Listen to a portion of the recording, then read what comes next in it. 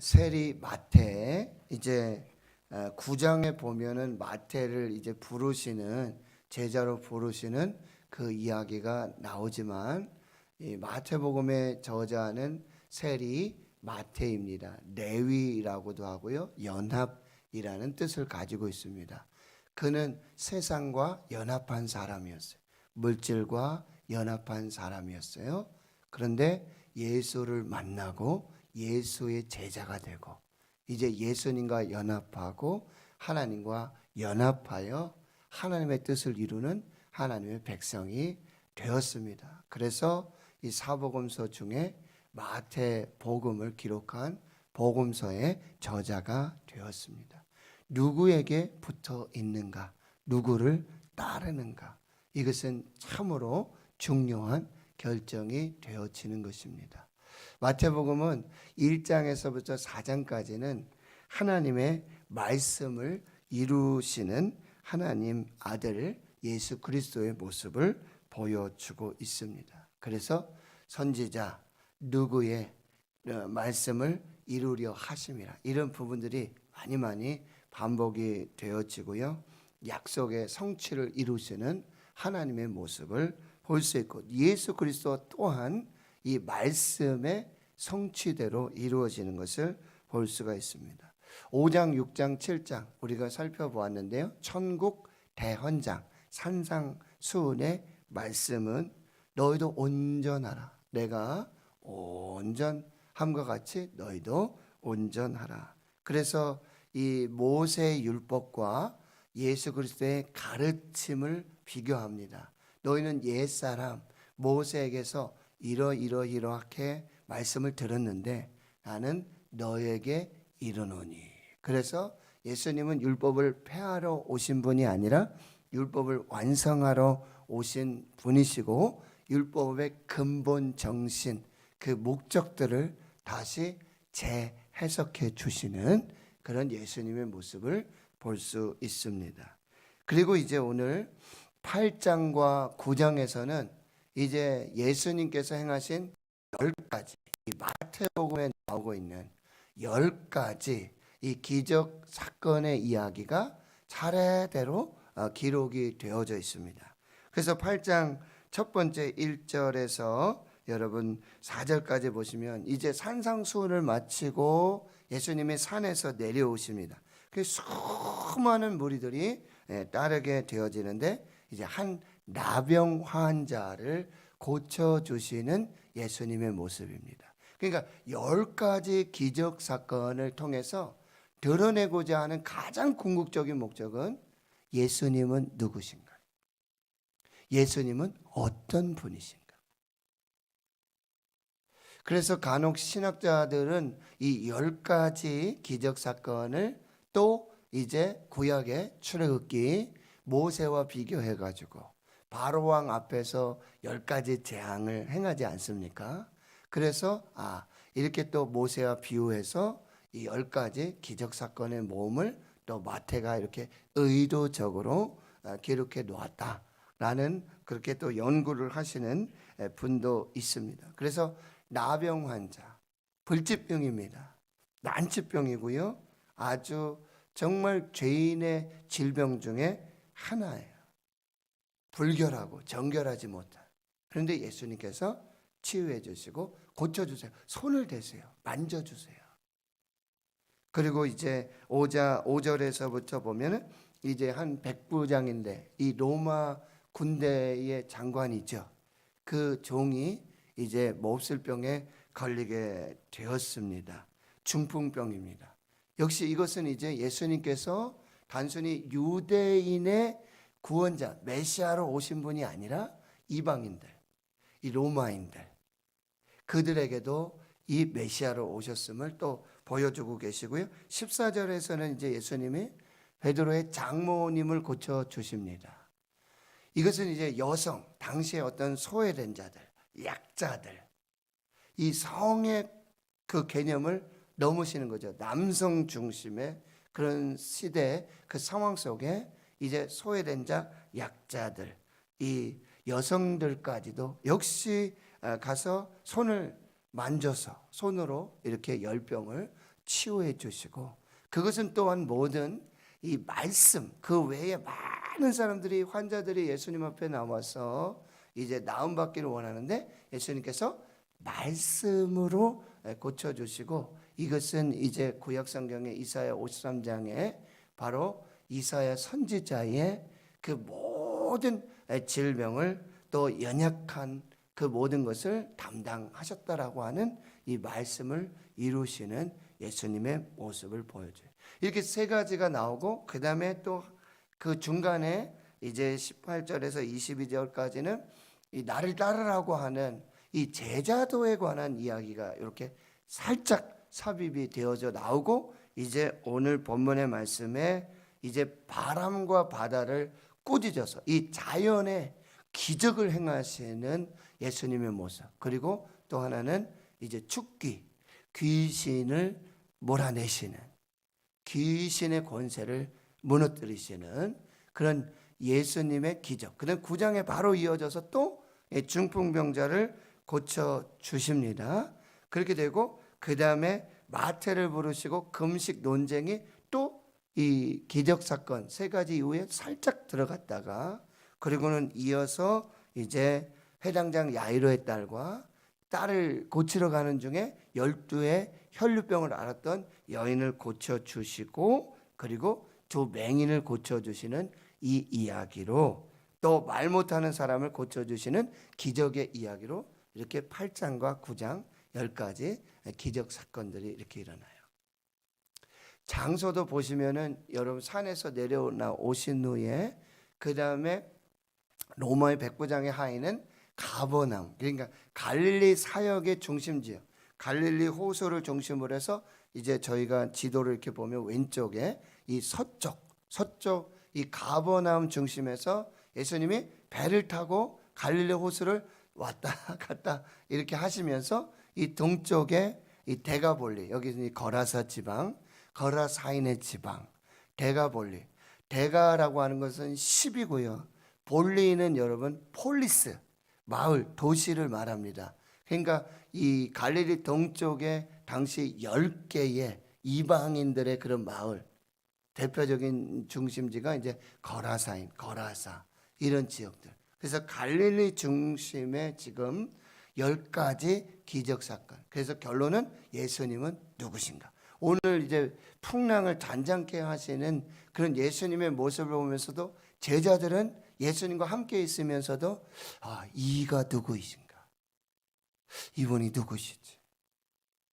어떤 분이시길래 이 바람도 바다도 잔잔하게 하시는가? 말씀 한마디로. 그리고 이 폭풍 속에서 고물에서 베개를 베고 주무시고 계시는가? 이분이 도대체 누구신가? 거기에 이제 답을 주시는 것이죠.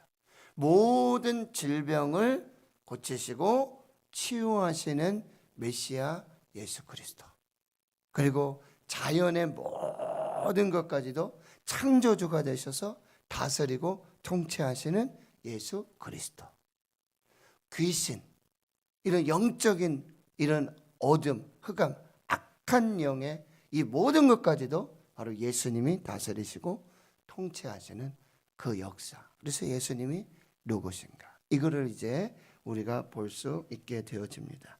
이제 오늘 본문 23절에서 27절을 보시면은요, 예수님이 이제 배에 오르십니다. 가버나움에서 이렇게 활동을 하시다가 배에 오르시고, 이제 이 이야기는 마가복음과 누가복음에도 나오지만 거기에는 예수님이 먼저 주도적으로 우리가 건너편 가자, 배에 막 예수님이 태우고 예수님과 함께 가는 그 길입니다. 그리고 많은 신학자들은 이 배를 이 교회 공동체로 해석해내고 있어요. 배, 교회 공동체, 예수님과 제자들이 함께한 교회 공동체. 그런데 거기에 풍랑이 일어나는 거죠. 큰 놀이 일어나게 되어지는 것입니다. 그래서 이 배가 물결에 덮이게 되고 거반 이제 죽게 되어지는. 말씀을 묵상하면서 코로나19를 한번 이렇게 접목을 시켜봤을 때 참 이런 어떤 자연적인 어떤 그런 부분이죠. 우리가 어떻게 좀 이렇게 통제하고 제어할 수 없는, 정말 이 코로나19가 교회를 흔들고 예배를 중단시키고 성도들의 교제를 막고, 정말 두려움과 공포, 염려, 이런 바이러스가 두려운 게 아니라 이 바이러스로 말미암는 이 공포, 두려움, 그러니까 영적 바이러스가 지금, 영적 코로나19가 교회에 침투하고 있고 성도들 사이에서 엄청난 이 공포와 두려움, 영향력을 지금 미치고 있다는 거예요. 참으로 너무나 안타까운 일들인데, 우리 교회 학교 아이 중에서 이제 선생님들이 계속 연락을 하고 뭐 이렇게 하는데 톡톡 연락이 안 돼서, 이제 그 한 분이 교회 할머니가 오시니까 선생님들도 이렇게 여쭤보고, 우리 누구누구하고 이렇게 연락이 잘 안 돼요. 왜, 무슨 일 있는가요? 어떻게 되는가요? 그래서 그 할머니께서 손자가 이제 왔길래 물어봤다는 거예요. 선생님들께서 부장님도 그러시고 많이 연락을 하고 그러는데 어떻게 도통 연락이 안 되냐? 너 왜 그랬냐? 그랬더니 참 너무 기가 막힌 노릇이, 이 아이가 교회에서 오는 선생님들의 이런 문자나 뭐 이런 전화, 이거를 스팸 처리해 놨다는 거예요.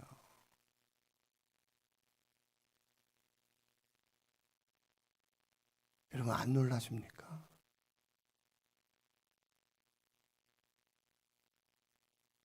선생님들은 얼마나 애가 타고 연락이 안 되고, 정말 같이 온라인이라도 예배하고 영상이라도 어떻게 하려고 그렇게 애쓰고 쓰고 하시는데, 그 스팸 처리해 놓은 거예요. 교회에서 누구다 그러면 아예 안 받고, 참 이런 지금 상황이 벌어지고 있다라고 하는 거예요. 마치 지금 이 큰 이 풍랑, 정말 거반 죽게 되는, 다른 복음서에 말씀드렸죠. 예수님이 고물에서 지금 베개를 베고 주무시고 계세요. 나하고는 마치 그런 것 같지 않으세요? 예수님이, 주님이 그냥 보고만 계시는 것 같고 아무 일도 안 하시는 것 같고, 참으로 너무나 안타까운 시간이에요. 그럼에도 불구하고 우리는 이 제자들처럼 어떻게 합니까? 예수님을 깨우며 기도해야 된다. 주여 구원하소서, 우리가 죽겠습니다. 구원자는 예수님밖에 없다는 거예요. 코로나19의 바이러스가 지금 몇 종류가 계속 나오지 않습니까? 뭐 효과가 어떻고, 이거는 뭐 어떻게 사용 승인이 됐니, 공식적인 사용이 가능하니, 뭐 어떤 백신이 좋은지, 우리나라도 백신은 고를 수가 없고 이제 임의로 주시는 대로 무료 공짜이기 때문에 또 받아야 되긴 하겠지만, 왜 그래도 또 좀 효과가 있는, 안전한, 부작용이 없는, 그렇죠? 사람인지라 내 순서는 언제 올까? 이것도 참 궁금하단 말이죠. 그런데 여러분, 부작용 없이 완전한 생명, 완전한 구원을 주시는 유일한 백신은 예수 그리스도밖에 없어요. 예수가 길이요 진리요 생명입니다. 이 예수 백신으로 접종 다 하셔야 돼요. 다시 예수로 무장하고 예수님께 기도하고 예수님께 붙어서 예수님께 엎드려서 예수님만 예배하면서 그렇게 하나님 앞에 서야 한다는 거예요. 지금 보세요. 제자들이, 여기 제자들은 보시면은 노련한 뱃사공이 많습니다. 베드로도, 야고보와 요한도, 베드로의 동생, 그렇죠? 벳세다 출신의 어부 출신이에요. 이런 풍랑들, 이런 위험들 많이 겪었을 거예요. 많이 경험했을 거예요. 그런데 그들의 경험과 어떤 그거를 지금 능가하는, 자신도 통제할 수 없는, 자신도 여러 가지 방법을 썼을 거예요. 그럼에도 아무런 소용이 없어요. 자기가 가진 경험이라든지 지식이라든지, 예수님 따라다니면서 예수님 제자가 되면서 배도 버리고 부모님도 버리고 다 버렸으니 그 기술 다 잊어버렸겠구나. 아니죠.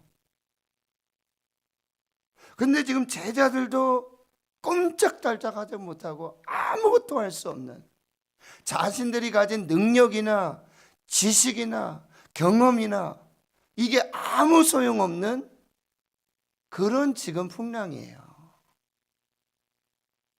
여러분, 이 배를 구원하고 이 풍랑을 잔잔하게 하고 제자들을 구원하실 분은 예수 그리스도밖에 없어요.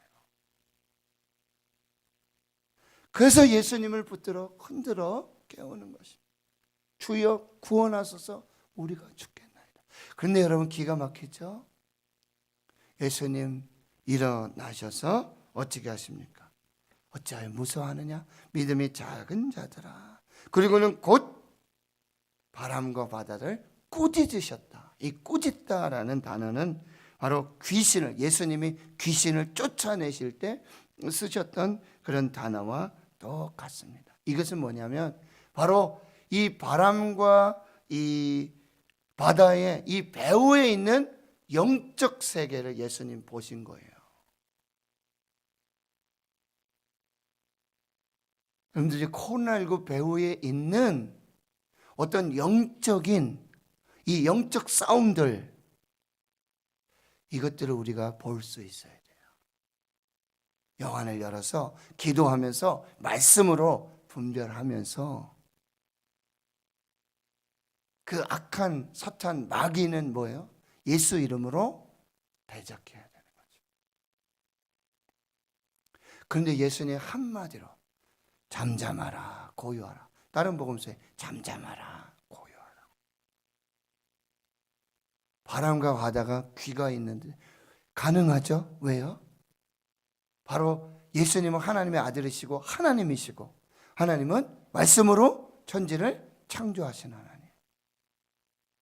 그런 권세를 가지신 예수님, 그런 능력이 있으신 예수님.